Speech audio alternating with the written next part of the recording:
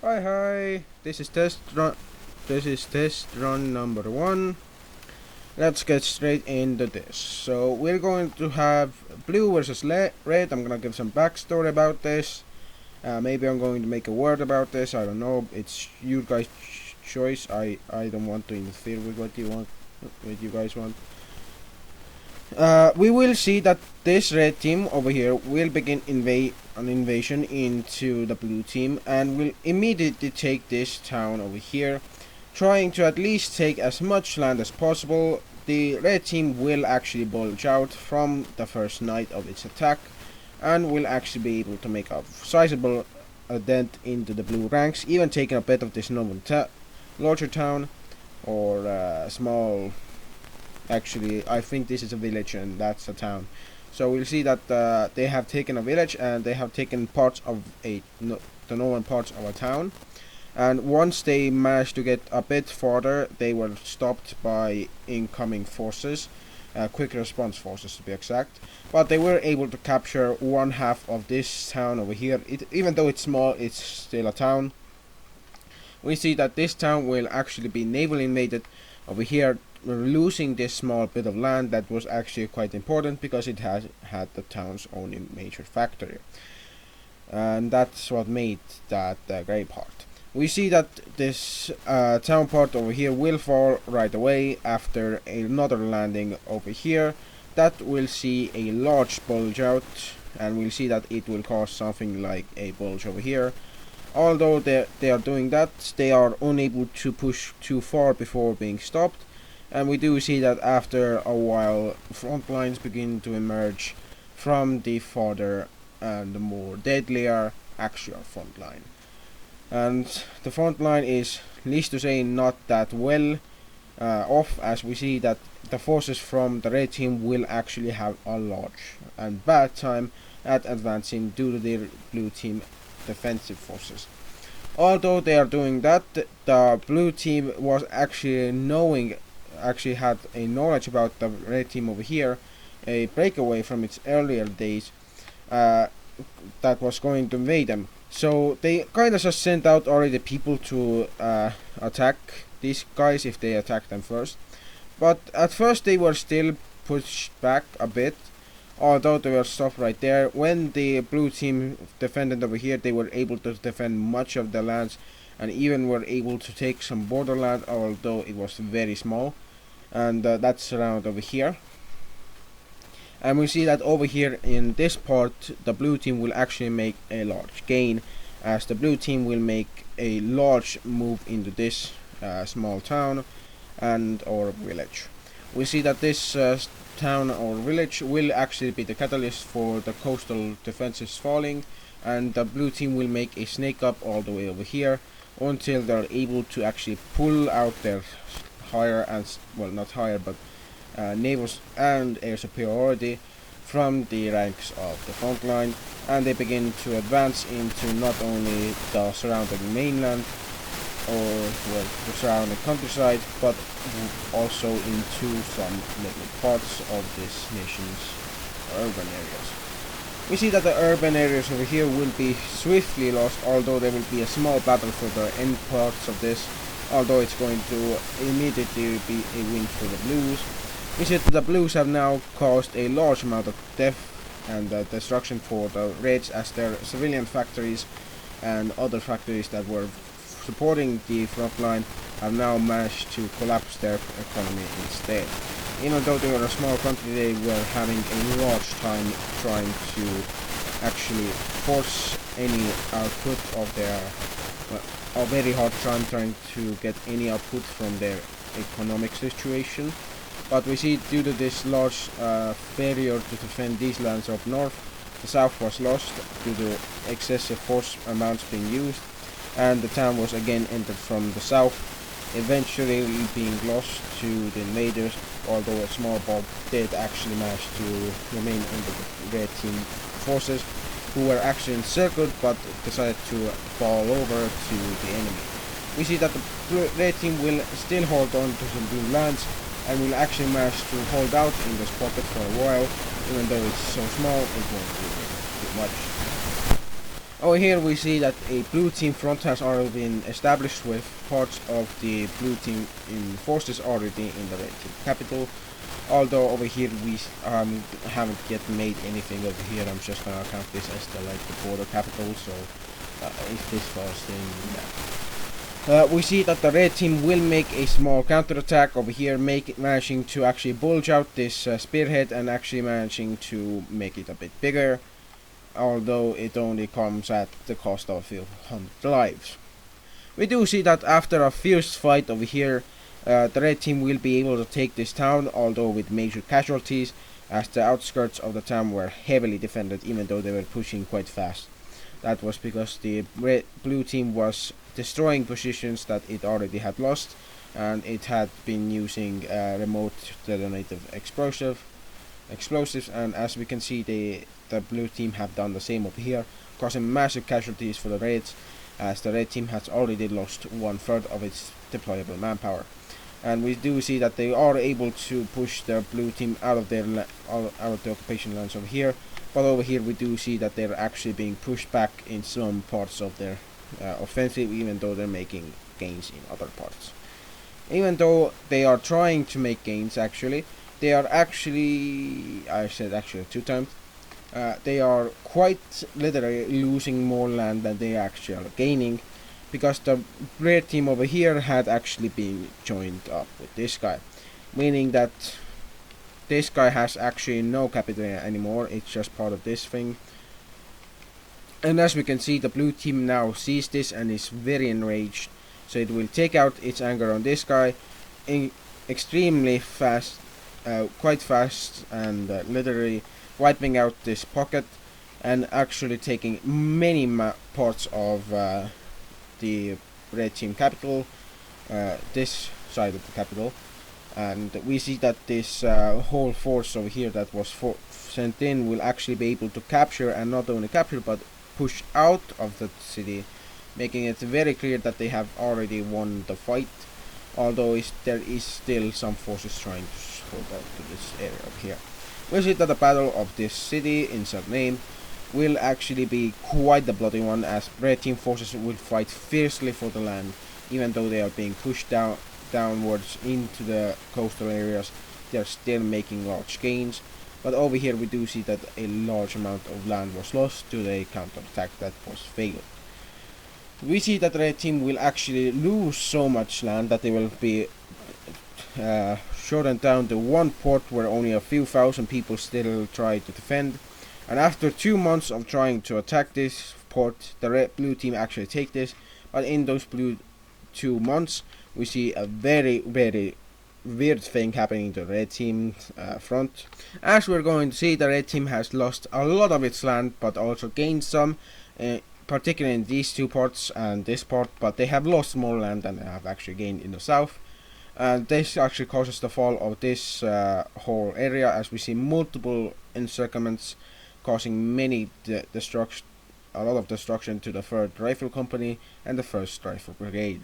And we'll see that these 2 brigades will, from over here, we start to move down here, actually moving up the ladder to. I'm sorry, I'm not making any sense, am I?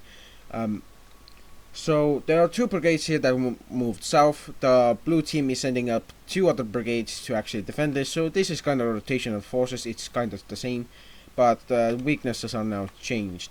As we see, the red team is able to actually push the blue team a bit out of this town, even though it's the blue team town. They are claiming it as their own.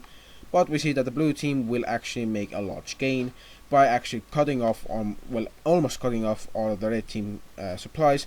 Although this small road over here still keeps them supplied, we do see that this blue team offensive over here only fruits a small amount of actually land gained back, and that small amount is already enough to actually disarm a lot of the red team forces who are actually on the way to the front lines.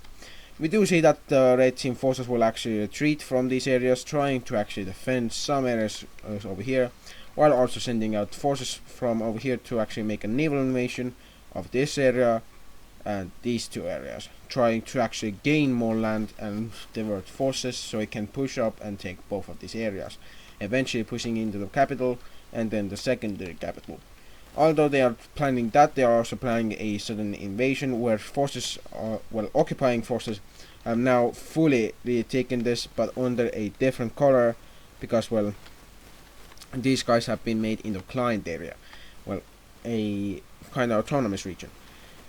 And we see that this will not go under unchecked, as the red team will send out 2 naval invasions to actually land. The first one lands in the capital and starts major fighting with the locals, as the locals don't want the red team to actually win anymore. They were first brainwashed, then they were actually destroyed when they tried to defend whatever land they had, and now they are fully submitted to the blue team, which the red team sees as a very big loss and a definite show of propaganda. It asks for the other nations of the world to wink wink, because there are no nations, so winking over here, because to actually embargo the blues, but the blue team will actually manage to show its strength by showing it the world how its so propaganda goes, and that is humanitarian aid to the ones who are suffering. We do see that the blue team will actually make a small gain over here, being a small borderland region between their 2 fronts, but this will actually cause a very big disturbance for the Reds, who are going to see a large convoy of blue team forces moving into the city and then just entrenching themselves, making this kind of bulge over here as more forces start to push in, and this eventually becomes the battle of the new bulge, of the 2 twin bulges, or the yin and yang bulge. And not only does this cause the red team bulge over here to actually spearhead to fall back, it causes them to fall back so fast and so organized that the red team is actually going to lose most of its forces over here, even though they are supplying them through river and sea access. This is a river, so we see that this force over here will actually be only able to get port access from this area, and a small port access from this one. As we can see, these 2 port areas are very vital for the Reds, who are going to eventually actually lose them first, because the blue team was actually counting on taking these to cut off the logistics. And after a few months of attacking and a few months of very hot fighting, we see that the force over here will be so small and down to this. They won't be even in the outskirts of this anymore, and they will eventually be destroyed, even though the red team is actually winning this war in the terms of lands over here, as they are actually managing to make a few advances over here, actually managing to encircle a small force who actually managed to push back and retake some land. So they are active. Oh, I forgot about this encirclement. So the outskirts of the city over here was actually one of the most treacherous outskirts of the battles, as we see that red team forces will actually be pushed back from this point, because they lost that. They will be pushed back from here into more lands, and due to this treacherous terrain that they are in, the red team actually starts to lose even more land. Even though the blue teams kind of are in the same treacherous land, they actually have some experience, because the southern parts are actually treacherous, as well, same amount of treacherous as this blue country. Speaking of the blue country, it gets mostly annexed, with some regions still being a bit hesitant, mainly this southern part, because it was kind of just attacked out of nowhere by the blues, and the people aren't very happy about it. But eventually they will be reintegrated into the blue team, and we see that the red team will actually manage to make a large victory on the front line, managing to actually break through in a large spearhead attempt that actually managed to push in and take a lot of lands. But this actually fails, as we see that the blue team manages to make a large amount of push, a very large push over here. And we see that the blue team will also make this spearhead so narrow that the people who are occupying this area start to fall back, and even a small encirclement over here is managed to be made, where we see the spots being destroyed. The red team has now lost a significant amount of forces and will start to retreat from its front lines, but it will not try to defend even one of its gains except for the small village. And we see that the village will actually be fought over so fiercely that this village will actually be made into half. I won't make that mounted it here, but we see that the red team will be able to hold on to some parts of its nation, even though it's going to have a bit of a surprise. That surprise being when the blue team actually invades into the capital and starts taking most of it. As we can see, the blue team has actually made a large amount of gains throughout the war, making back some gains from the red team, well, taking back, and they have also made a lot of, well, advances. Some of their advances, in fact, were so grand that the red team did not see them, and once the president over here was actually isolated, the presidential and martial cabinets could not be reached. And we see that after no orders being given, generals will start to see this as a fall of the nation and will begin to make their own nations. As we see, the red team have lost two major parts of its nations, and we have also seen that the red team will now be encircled over in this peninsula crossing, and we see that they will be slowly wedged between these two areas until they're destroyed and the direct front line is opened. After a long time, we do see that the red team capital will start to fall as the last remnants of the defensive forces of the red team will actually fall over to the blue team, but we do see that the red team will actually execute the president, so no peace treaties will be made. But the execution was made by the president himself, committing suicide in the worst time of the war. Saying this, his people are now demoralized and don't want to fight. As we see, the blue team will start to occupy many lands before it, and will actually manage to gain so much land that it will be revered as one of the greatest advances in its history, and we also see that it actually manages to push these areas. Now, what about the troops of the red team that want to go over here and land? Well, they do so, but under a different flag, as they state themselves as the separatists of New Blue Land. Although they are doing this, they are actually genociding the population and replacing them with some people they brought in themselves. Although they don't manage to genocide as many people, they still manage to incite fear, and they are gunning it for the presidential cabinet. Although we do see them making into the outskirts of the city, they will actually be pushed back immediately by defensive forces and some forces from in the city who are actually asleep and then woke up to all of this chaos, managed to take up their weapons and start to fight. And we see that the infighting will actually collapse this red team rebellion, false rebellion, and will actually also anger the blue team, who will call it in the green team, who were actually in their allied sphere. And we see that the green team will actually make a large gain.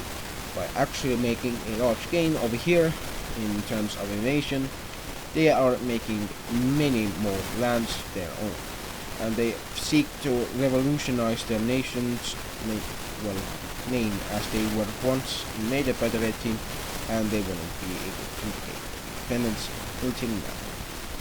We do see that yellow team will actually make a small occupation of this area over here. Although it's very small, they do actually occupy it, as they kind of don't really care about what the red team wants, even though they're kind of still cahoots with the red team and will supply them. The yellow team is not going to do anything about the red team anymore. They're just going to leave them alone and won't even give them supplies anymore, which will collapse them by the end of August, as this war started in the start of this world's last year. And we see that the forces over here will actually be split into two, as we see that the blue team and the yellow team actually carve up some lands, and the yellow team actually manages to annex its lands that they managed to take. The green team actually managed to ask for a bit more, as the blue team kind of didn't want to take everything, and well, They didn't want to do so. The red team to make it seem like they were just giving up land to the those who invaded, but they also don't really want the red team to be at full strength again, so they will leave them at that. I do see that the green team will actually manage to take a bit of land over here on the coast, but mostly in the interior lands. And for the blues, the most and best move for them was to actually annex the capital of the red team and make most of it its own, making the rest of the red team very small. And this has been a test video 1. I'll see how long it has been. 20 minutes. Not that bad, but could be better. So thank you guys for watching. This has been test video 1. I have started to do test videos to see how my mapping is and to update some new things. I eventually want to make some in detail battles, like how the battles go on in other parts of the nations, battles or wars or anything. So please guys, let me know if you like this concept of these cities. I used a second layer for this. It's called, I won't call it anything, but I use gray, very light gray, dark gray actually. And light gray I also use for the actual city. The outskirts will be like this, while the inskirts will be, or the inner parts will be like this. And as you can see, it can also be very different, as some outskirts can be like that, while others can be like very weird in the terms of like how they are made or how they like look. And as we can see, I'm right now just making up some other areas for this whole thing, and it's just like that. Some areas could be like that, so yeah, it's a running concept, and I hope you guys like the video. Subscribe, like, and I'll see you guys next time. Bye.